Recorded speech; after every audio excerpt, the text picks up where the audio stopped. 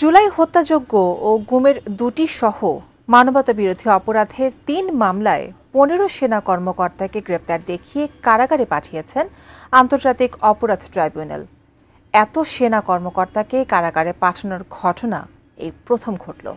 ক্ষমতাচ্যুত প্রধানমন্ত্রী শেখ হাসিনা সহ ৩ মামলার পলাতক ১৫ আসামিকে হাজিরের জন্য ট্রাইব্যুনাল দুটি জাতীয় পত্রিকায় বিজ্ঞপ্তি প্রকাশের নির্দেশ দিয়েছেন। বিস্তারিত জানাচ্ছেন জাবেদ আক্তার।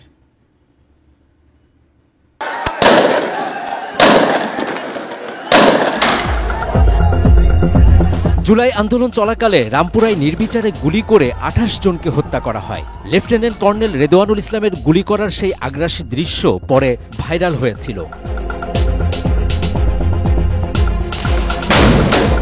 এই ঘটনা ছাড়াও আওয়ামী লীগ সরকারের ১.৫ দশকের শাসনামলে গুমের ঘটনায় মানবতাবিরোধী অপরাধের ২টি মামলা হয়। মোট ৩টি মামলায় আনুষ্ঠানিক অভিযোগ আমলে নিয়ে গত ৮ অক্টোবর সাবেক প্রধানমন্ত্রী শেখ হাসিনা সহ ৩০ জনের বিরুদ্ধে গ্রেপ্তারি পরোয়ানা জারি করেন আন্তর্জাতিক অপরাধ ট্রাইব্যুনাল ১।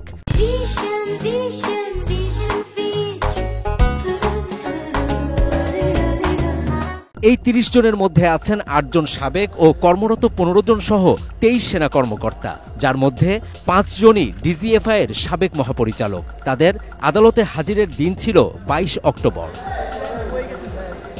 নির্ধারিত দিনে বুধবার সকাল ৭টার দিকে সেনা হেফাজতে থাকা ১৫ সেনা কর্মকর্তাকে গ্রেপ্তার করে শীতাতপ নিয়ন্ত্রিত নতুন প্রিজন ভ্যানে আন্তর্জাতিক অপরাধ ট্রাইব্যুনালে হাজির করে পুলিশ।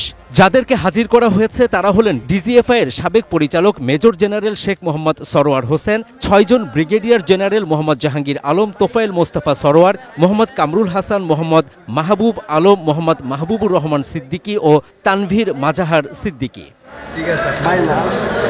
এছাড়া ৪ জন কর্নেল আবদুল্লাহ আল মোমেন, মোহাম্মদ সারোয়ার বিন কাশেম, কে এম আজাদ ও পিআরএলে থাকা কর্নেল আনোয়ার লতিফ খান, ৩ জন লেফটেন্যান্ট কর্নেল মোহাম্মদ মশির রহমান জুয়েল, সাইফুল ইসলাম সুমন ও রেদওয়ানুল ইসলাম এবং মেজর মোহাম্মদ রাফাত বিন আলমকেও হাজির করা হয় ট্রাইব্যুনালে।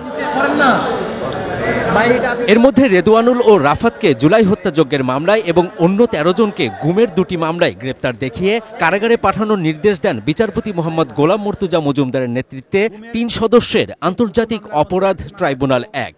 র্যাপিড অ্যাকশন ব্যাটালিয়নের পরিচালিত যে বন্দিশালা ছিল টিএফআই সেল, ১৪ জন বন্দীকে সেখানে গুম করে রাখার অভিযোগে যে মামলাটি ছিল, সেখানে ১০ জন আসামিকে হাজির করা হয়েছিল। তাদেরকে গ্রেপ্তার দেখিয়ে কারাগারে প্রেরণের নির্দেশ দেওয়া হয়েছে। এই মামলায় শেখ হাসিনা সহ জেনারেল তারিক সিদ্দিকী সহ যে সমস্ত আসামি পলাতক আছেন তাদের বিরুদ্ধে পত্রিকায় বিজ্ঞপ্তি দিয়ে হাজির হওয়ার জন্য নির্দেশ দেওয়া হয়েছে। পরবর্তী তারিখ নির্ধারণ করা হয়েছে ২০শে নভেম্বর। দ্বিতীয় যে মামলাটি ছিল জয়েন্ট ইন্টারোগেশন সেল পরিচালিত বন্দিশালায় যাদেরকে বন্দি করে রাখা হয়েছিল ২৪ জন, সেই অভিযোগে ১৩ জনের বিরুদ্ধে মামলা হয়েছিল। তাদের মধ্যে ৩ জনকে আজকে হাজির করা হয়েছিল, বাকি ১০ জন পলাতক আছেন। আদালত তাদেরকেও গ্রেপ্তার দেখিয়ে কারাগারে প্রেরণ করতে বলেছেন। তৃতীয় মামলাটি ছিল রামপুরায় মোট ২৮ জনকে হত্যার অভিযোগে, সেই মামলাটিতেও আসামিদেরকে কারাগারে প্রেরণের নির্দেশ দেওয়া হয়েছে এবং পরবর্তী তারিখ নির্ধারণ করা হয়েছে ৫ই নভেম্বর।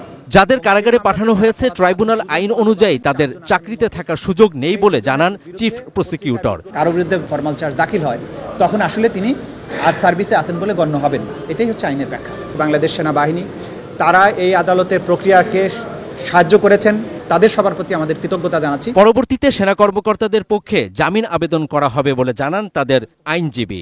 আমরা আজকে ওকলাতনামা সাবমিট করেছি, অ্যাপ্লিকেশনগুলোর নেক্সট ডেটে শুনানি হবে।